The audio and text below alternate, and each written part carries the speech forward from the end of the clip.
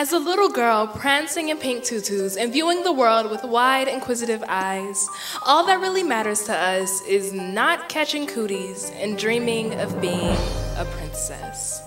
We are eager for when we are able to grow up and get married so we can have children just like our little baby dolls and care for them as well as our mothers have cared for us. At least, that's how I was. And I'm pretty sure I'm not the only one. But as the clock tick-tocks and the days go by and my age on this earth increases second by second, I find that my eagerness to bring a life into this world is fading. It's not that I don't love children, and it's not that I'm afraid I won't find someone. It is the fact that I am afraid of my race. See, while I would love to pursue my dream job after getting a degree at the school of my choice and eventually find someone who I love and cherish to settle down with, I've recently discovered this growing fear in the pits of my stomach of bringing a life into this world. Not just any life, a black life. Because already after exiting the womb, I know that my son or daughter will already be behind in a game in which the odds of him or her winning are slim and never in their favor. Slim in that they'll be judged, ridiculed, and oppressed before they even get the chance to open their mouth and say hello. Now some may say that's preposterous. I disagree, call them bull. Let me tell you why. It is not easy being black. Plain and simple. While it's all fun having rhythm and listening to hip-hop and being able to say the N-word whenever I want, whomever I please, it is not easy being black. And this comes from a light-skinned black girl living in a suburban neighborhood with both my biological parents and on a path leading to great academic success. I have barely scratched the surface of racial oppression and already know that I don't wish it onto my kids. It is not easy being black, and for this reason I fear having kids. I fear having kids because I don't want them growing up in a society where even the compliments are insults.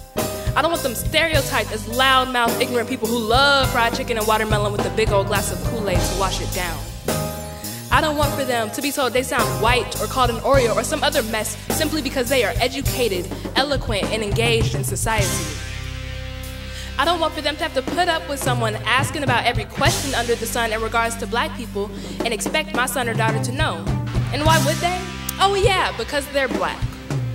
I don't want for them to have to put up with someone that starts a phrase by saying, I'm not racist, but, before saying the most ignorant racist mess you've ever heard in your life. I want to spare my daughter all the exaggerated neck rolls, Z-snaps, girls, honeys, and yas from some white girl trying to make a joke. Not to mention all the unwanted filthy hands that will pick and prod her luscious curly mane without permission. I don't want for women to clutch their purse tighter as they walk by my son, or for families to lock their car doors as he leisurely strolls by. I don't want for either of my children, but especially my son, to be racially profiled by educators, employers, and worst of all, the police. I don't want my children turned away from jobs on the basis of their skin tone, or to reach that glass ceiling while climbing the corporate ladder and watch as their whiter counterparts take the elevator straight to the top. I don't want my children fetishized or befriended because of their skin tone. Their skin color and friendliness should not be anybody's excuse to invoke the race card and say the N-word because my friend, slash lover, slash acquaintance, slash whoever, slash whatever is black.